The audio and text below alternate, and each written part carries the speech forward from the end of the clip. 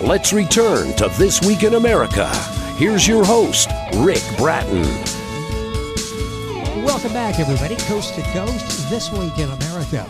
When a person is physically abused, it can easily be identified because we see the scars, the bruises, black eye, signs of broken bones. However, what about a person who was mentally, emotionally, and or verbally abused? The signs are not easy to spot. We don't recognize the symptoms because we don't know what to look for. Mental, emotional, and verbal abuse leave scars on our minds, our hearts, our emotions, our feelings, and our thoughts about ourselves and others. Lynne Berghorn, author of Spirit of Love, experienced mental, emotional, and verbal abuse for over 20 years. She offers insight, compassion, and a roadmap for anyone caught in the cycle of abuse. Lynne worked as an international flight attendant, a model, a volunteer for cerebral palsy at a children's hospital in London, taught Sunday school for children with special needs in Cincinnati, and now the author of Spirit of Love. Barry Berghorn is Lynne's husband. Assistant in the publishing, now is speaking on behalf of Lynne on her heartfelt memoir, Spirit of Love. Barry, welcome to the program. It's a pleasure to have you with us. I'm glad to be here. I know you're excited about this project, the memoir that Lynne has written, and we'll get into detail on that during the course of the program, some of her lovely poetry as well. Let's talk about her desire to work for children. This happened, I believe, when you lived in London at the time? Well, that really began when we first moved to London and got married there. We lived a block away from the Cheney Center for Cerebral Palsy. And Lynne would go there 4 times a week for about 3 hours a time to be with the kids there and to help them through whatever they were doing at the time. About 3 or 4 weeks into her volunteer effort, they asked her to take care of Michael, who was 4 years old and really could not help himself too much. So they asked if she would try to teach him how to eat with a spoon and a fork by himself without help, and then also then to get dressed by himself. So she spent the rest of that year doing that, and by the end of the year, he was feeding himself. He was still having some difficulty with his clothes. But that was the beginning of her really great interest in helping children in need. Another thing that occurred in London is our next door neighbor, Kitty Gordon Hill. She's 90 years old, and she was a wonderful lady. And Lynne would go over there almost every day at 4 o'clock and help her in her home, sort things out, get things right. And then they would sit and have a talk, and sometimes even a glass of wine. Those two circumstances were really the background of what made Lynne into the poet that she was and what she pursued. When we moved to Cincinnati, she was volunteered for school classes in the morning, first grade class in particular. After a couple of weeks, the third grade class teacher came to her and asked if she wouldn't do a program with the kids called Magic Circle. The reason being that their children at after school would get in arguments and fights in third grade class, and that was very bothersome to the teachers, of course, and to the parents. Yes. So Lynne said yes, she would do a program called Magic Circle, which was devoted 1 hour a week to teach the kids how to be kind to each other. And then the poem she wrote about it is called Magic Circle. If I may read it. Yes, please. It's thoughts and secrets, boo-boos and troubles, laughter and sneezes, even hugs and squeezes, memories and warm feelings, your gifts to me, notes and drawings, treasures I'll always keep. You've made me feel important, dear children, with your kind and caring ways. Always remember your magic, listening and talking, sending love all around the circle. I'll never forget you. That was to the children, and each one got a copy of that poem. And then she wrote a poem to the parents, and that is called Our Children. And the parents, of course, were key to her thinking on how the children could better improve. Yes. It says, our children, we're here to protect, to guide them along life's troubled way. They're not ours, they're God's. It's just with us they stay. Our children watch us, regard your language, use model gentle actions. Discipline with kindness, never hit a child. Ugly words cut a life. It's with love they best can learn. To begin each day with a grateful prayer helps our humor and our patience. With love, our children return home to God. That was very key in terms of her wanting to be helpful to kids in need. Then, of course, the old lady's experience of Kitty Gordon Hill in London, where she helped her every day, got Lynne into hospice. So she wrote a poem about a lady who she was caring for 3 days a week in hospice. The poem is called Mrs. Riley's Bird. Several times a day, a little bird visits Mrs. Riley. He sits on her window ledge, rustles his wings to say, hello. He's Mrs. Riley's bird, a sweet hello sung several times a day. All the better because he's free to fly, free to stay away. Yet each day he comes, he sings hello. Mrs. Riley's smile welcomes him. Laying in her bed, she turns her head. She says, he's here, a little bird, Mrs. Riley's bird. In some regard, Lynne told me that she felt like the bird was kind of like the Holy Spirit coming to cheer up Mrs. Riley every day. It was a wonderful experience. She is a wonderful poet and really captures the essence of the message that she's talking about in dealing with the young people, dealing with the neighbor, dealing with the person in hospice. She really can read emotions well, can't she? Yes, very much. Could really understand when people needed help. And that was really critical to her writing poetry, because so many of the poems she wrote was about help and about God and about taking care of things properly. So it was an important thing to her.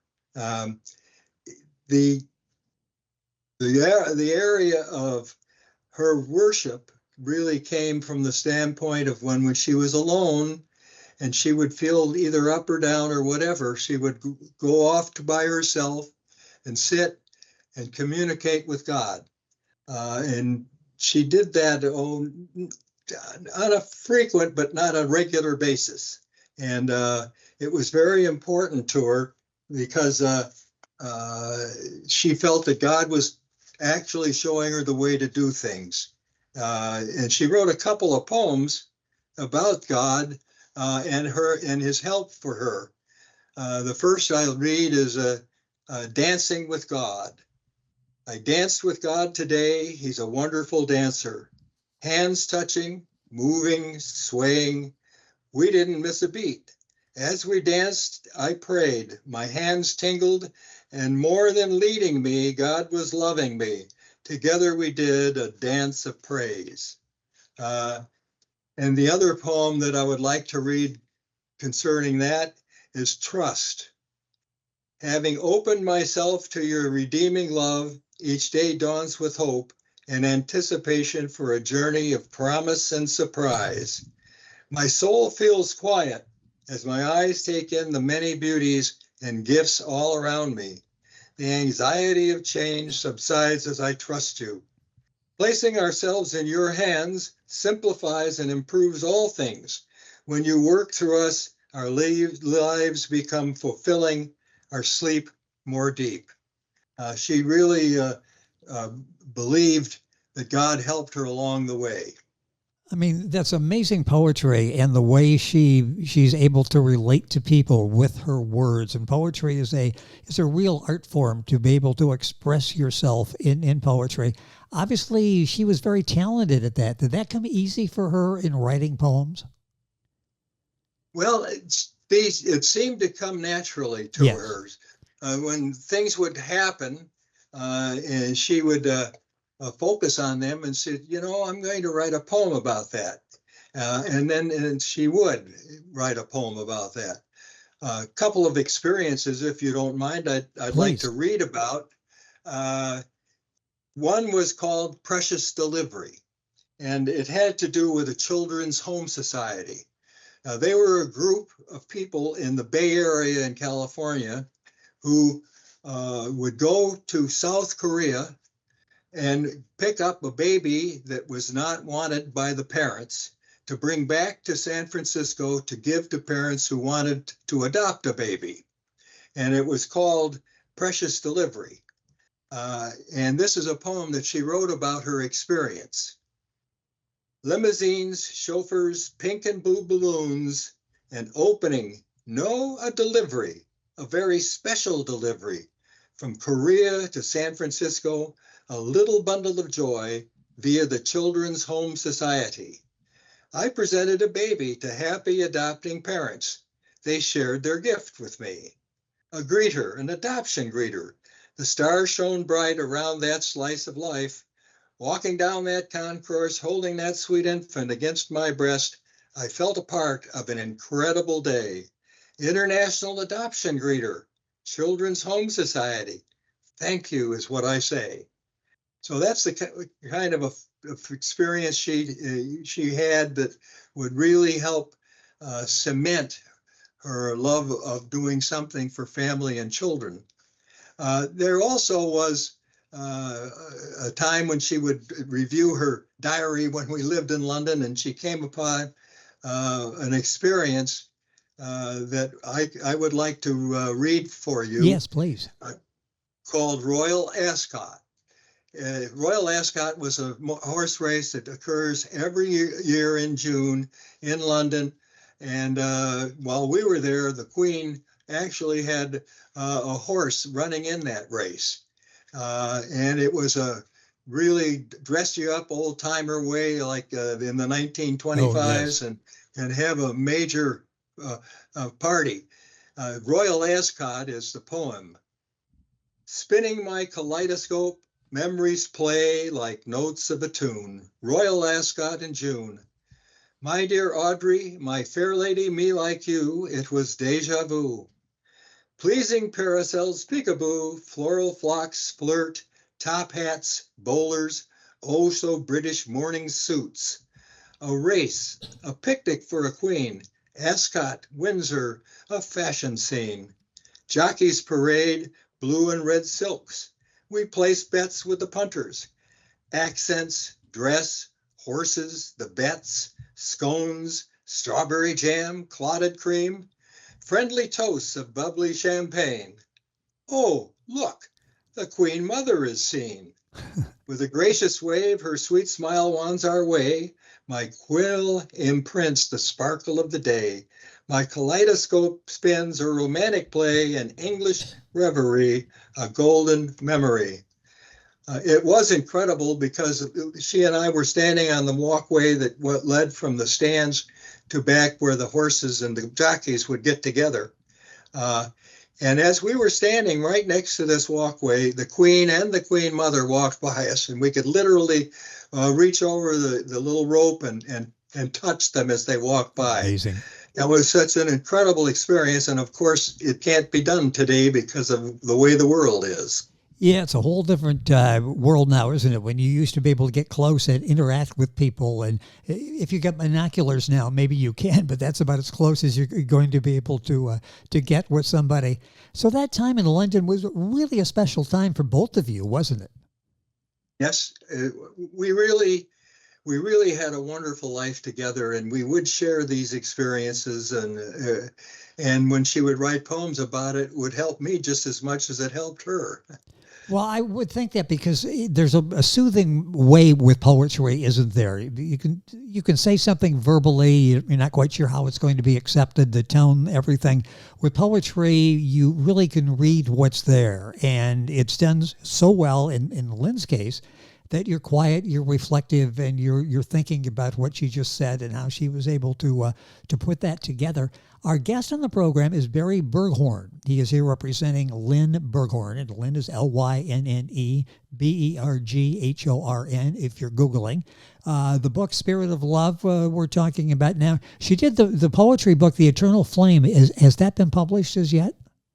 Oh, yes. It was out in the market in June. And the press release was made in June about the release by their publisher. So it's been out there for a couple of months now. And I have been getting some calls from people, and it's been an interesting time.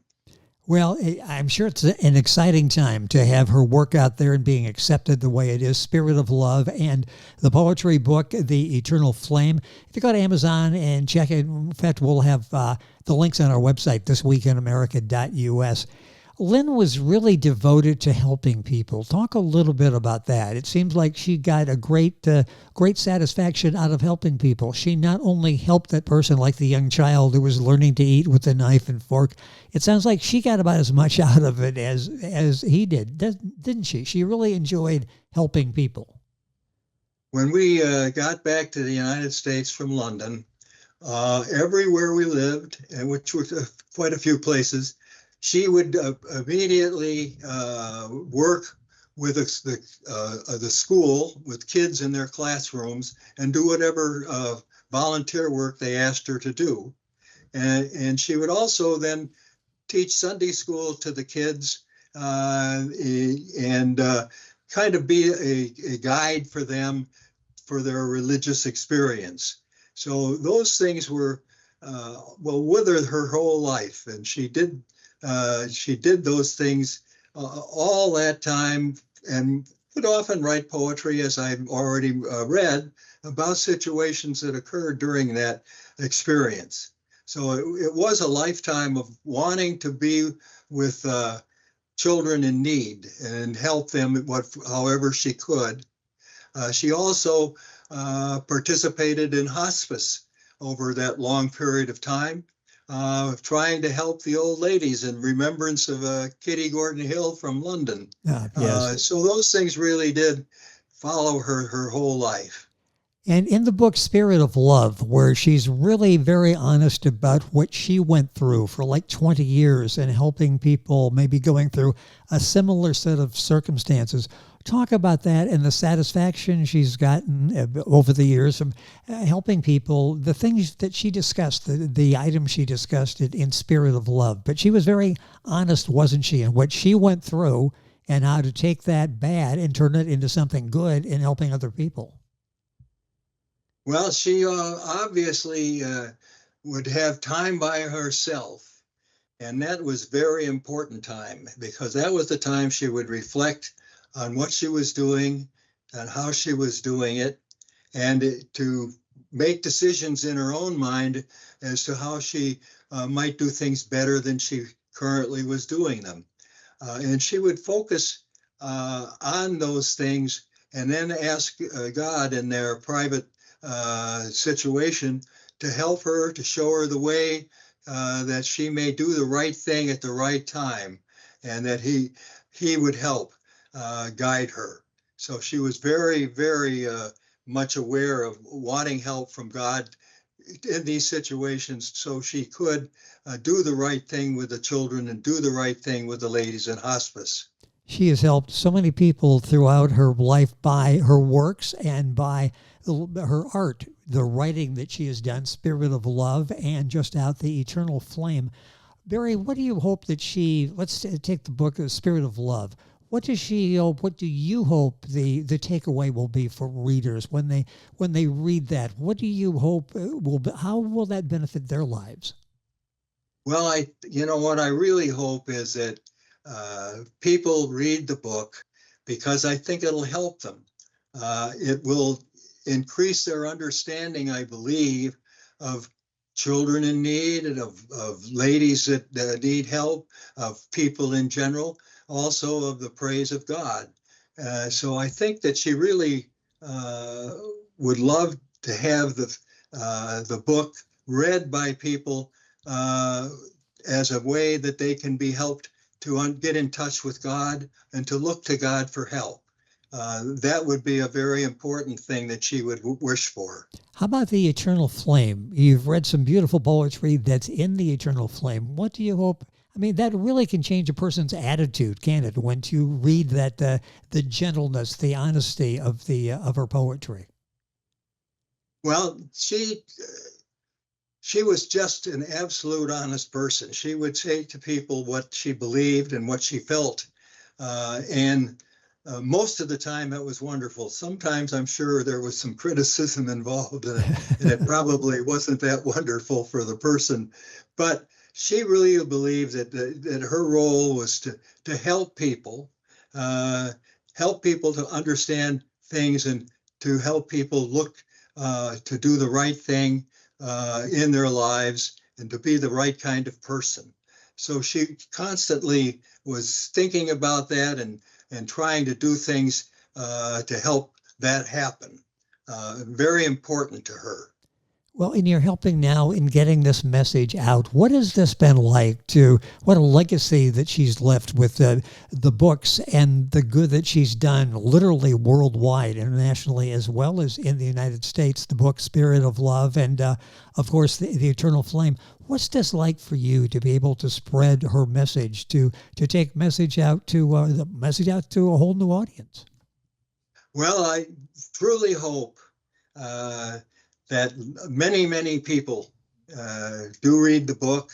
And I know that she would hope that people with children would read the book.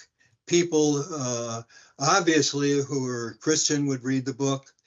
People would look to her book for some guidance along the way. She would hope for that, and that her book would be successfully read, not for her sake, but for their sake. She was very adamant about that she wrote the poem for people. She didn't write the poem for herself. So that's kind of what, she dreamed about. And at the end of the day, she wrote a poem or two about that very thing. Waterfalls is one of those poems. It's, if I may read it. Yes. As the sparkling water cascades over the boulders, a beautiful waterfalls form. In the dazzling sunlight, I let my worries and cares roll off my shoulders. I see their insignificance as I look at the beauty, the awesomeness of nature. I feel God's caring, loving hand in play. I have only to ask him, and I will never carry my burden alone. And she also wrote what she felt about God. And that poem is called Hymn to God. The soft melodic melodies in my poems express the thoughts I wish to share with you, secrets from my heart. Each day I sit and listen and pray to be inspired to hear the things I need to know to enlighten me and diminish my fears. My pen, as if from dictation, takes the message you convey for me and others to help along life's way. But who will hear this message apart from me, I ask? Is it my destiny to deliver the music of poetry? Of this I know so little, so in your hands I place my trust, and my poems will fall from heaven wherever you think they must. And that is truly how she felt about it. In terms of her love of her poetry and hoping that people would actually get God's blessing from reading her poems. Very well written, very well delivered. If you do an audio book, you need to do the audio for that. Very well done in reading her works. And I've got just a few seconds left here, but I know that her favorite Bible verse is Proverbs. Do you happen to have a copy of that or know off the top of your head what that was? I do. This is her favorite Bible verse. Proverbs chapter 3, verses 5 and 6. Trust in the Lord with all your heart and lean not on your own understanding. In all your ways acknowledge him, and he shall direct your paths. And she really believed that, and that's why she would spend so much time during the course of the week in meditating and thinking about that very thing. It's how she felt her life should be better by following the paths that were laid out for her. Barry, the time has gone by so quickly, and I really appreciate you being here and sharing what Lynne has done. The one book that we talked about at the beginning of the program, Spirit of Love, and then the new book that's out there, The Eternal Flame. That's the poetry book that's just been released. You'll find all of those when you go to Amazon. And Lynne Berghorn, it's Berghorn, Lynne with an E, Lynne. And I'd like to thank Octorum House for arranging the conversation with Barry today, empowering authors, crafting excellence, your ideal partner in the journey toward literary success. That's octorumhouse.com. Barry, it's been a pleasure having you on the program to talk about Lynne and the remarkable job she did through that job. Job indicates some work involved in it. She loved what she was doing, and it was a part of her life to be able to help people and to motivate people. Thank you for sharing all of this on the program today. A pleasure to have you with us. Well, thank you so much. It was a great pleasure being here, and I'm so glad that you've accepted Lynne's book and have been publicizing it to the market that you serve. I think that's just wonderful, and I thank you for it. Well, it is our pleasure, and what powerful messages that she leaves behind, and we thank you for delivering that during the course of the program today. The books, once again, Spirit of Love that we talked about, and the poetry, The Eternal Flame, both are available wherever books are sold. A link on our website, thisweekinamerica.us. And you're listening to This Week in America, and there's more on today's program right after these messages. This Week in America is online. You can visit our website, thisweekinamerica.us. Scott Pinkerton, Associate Producer of This Week in America. Jay Anderson, Segment Producer. Ben Watson, Webmaster. Otto Bechet, Director of Engineering and TV Production. This Week in America produced and is a trademark of Blue Funk Broadcasting, LLC. For information on all of our guests and to listen to this week's show, our website again at thisweekinamerica.us. And I'm Sean Bratton, Executive Producer of This Week in America.